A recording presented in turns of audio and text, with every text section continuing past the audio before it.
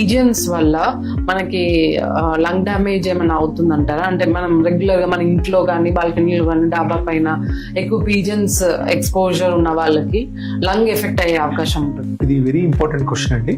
చాలా మంది మనం తెలియకుండానే పీజియన్స్ దగ్గరికి వెళ్ళటం కానీ, పీజియన్స్ రెగ్యులర్ గా ఫీడ్ చేయడం కానీ, ఆర్ పీజియన్స్ కానీ పారాకీట్స్ కానీ ఇంట్లో పెంచుకోవడం కానీ చేస్తూ ఉంటాం.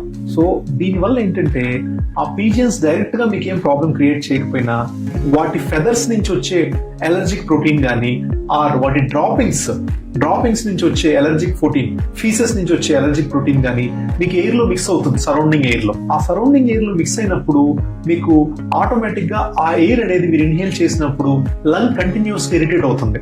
అది over a period of months కానీ over a period of years జరిగినప్పుడు, ఒక రోజు 2 రోజులకి ఏం కాదండి, over a period of months కానీ ఇయర్స్ జరిగినప్పుడు లంగ్ అనేది will go into a state of interstitial lung disease, ILD అంటాం. దాని పేరు వచ్చేసి హైపర్ సెన్సిటివిటీ న్యూమోనైటిస్, HSP అంటాం. It is a type of ILD, interstitial lung disease. ఈ ILD అనేది ఎట్ టైమ్స్ ప్రోగ్రెస్ కూడా అవ్వచ్చు.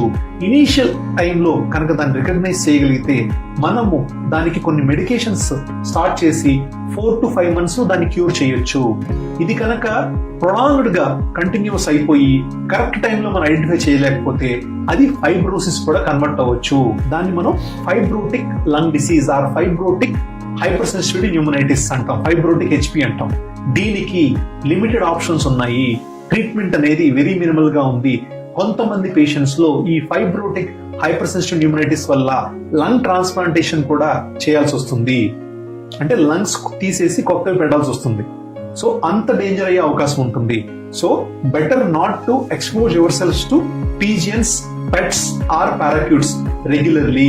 చెప్పినట్టు ఇప్పుడు ఈ ఫైబ్రోసిస్ అవన్నీ ఇమీడియట్ గా వాళ్ళకి ఎఫెక్ట్ కనిపించకపోయినా యాజ్ ఏజ్, ఒక ఏజ్ వచ్చేసరికి వాళ్ళకి కంటిన్యూస్ గా దగ్గడము, తుమ్మడము, ఎలర్జీస్ వస్తుంటాయి. మనమేమో ఏజ్ వల్ల వచ్చింది అనుకుంటాం కానీ బట్ వాళ్ళ బ్యాక్ హిస్టరీ తీస్తే they might have had exposure to pets కానీ ఇట్లాంటి హిస్టరీ ఉండొచ్చు.